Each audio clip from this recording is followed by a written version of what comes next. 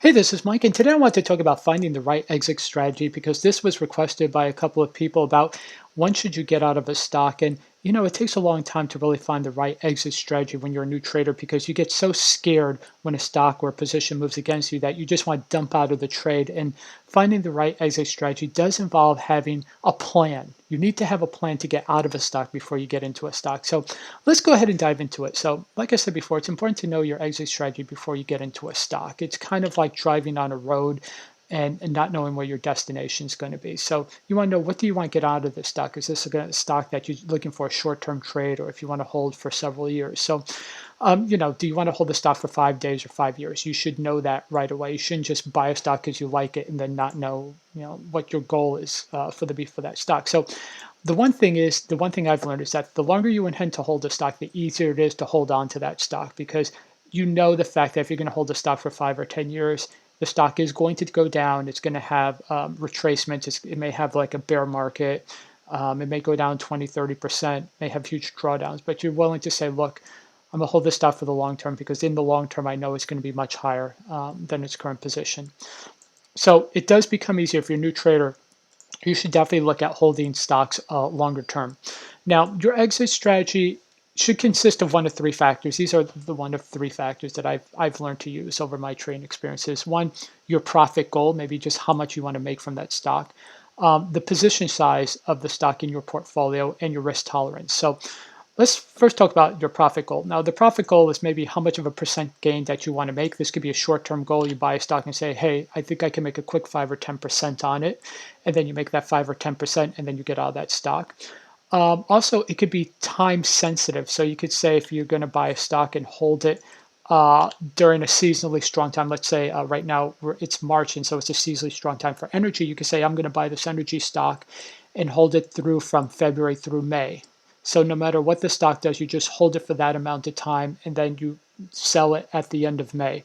I've done that. I've done seasonal rotation plays in the past, and they can do really good. The only thing is you have to be able to hold on to that trade throughout the entire season. So if you do buy an energy stock like today, you really have to hold it until the end of May to have good discipline.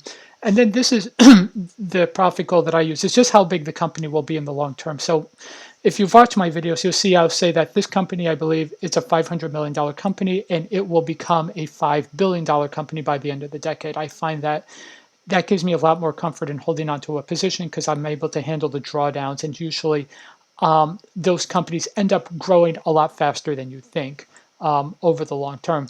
So, and it's just easier. You don't want to you don't want to overtrade in your portfolio. I mean, that could just lead to disaster.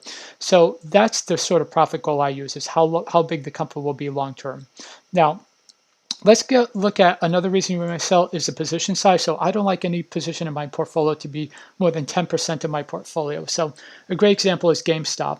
If you watch my channel, I've been covering GameStop, and I've been buying GameStop since it was under $10 a share. Because when Ryan Cohen, the co-founder of Chewy.com, founded the company, I felt like he could really turn GameStop around.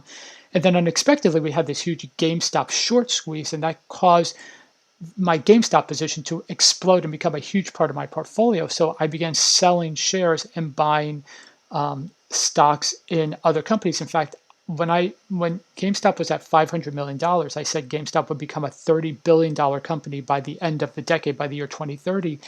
And at one point, GameStop became a $25 billion company during the height of the short squeeze. So I started selling when GameStop became a $10 billion, $15 billion size company. I just began selling because it reached my 10-year goal 9 years early. So I said, okay, might as well just take the profit now and put it towards the other companies. I put it towards Bitcoin miners, towards pharmaceutical companies, medical device companies, a lot of the other companies that I've been covering on my YouTube channel.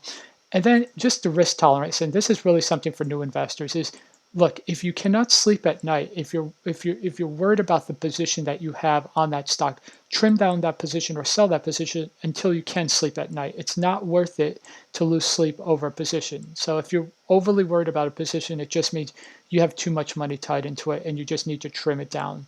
And once you do that, you'll feel a lot better. And also you'll be able to trade a lot smarter. So just to review, your profit goal, so it could be based on percentage gain, time sensitive or how big the company will be, position size, and risk tolerance. So as I mentioned, I just want to summarize my long term. My approach is mostly long term. I look at what I think the value of the company will be 10 years, and then I buy. And I only really sell if the company has serious issues, let's say fraud, or it's going to be disrupted by another company, or if that position becomes too big for my portfolio. So I hope you enjoy this look on exit strategies. I think they're really important, and I think it'll really help you become a more disciplined trader when you have an exit strategy before you get into a stock. So I hope you enjoyed this video. If you did, be sure to leave a like and go ahead and subscribe and turn on notifications. I do multiple daily updates on stocks, options, and stock trading strategies. Thanks a lot. Bye.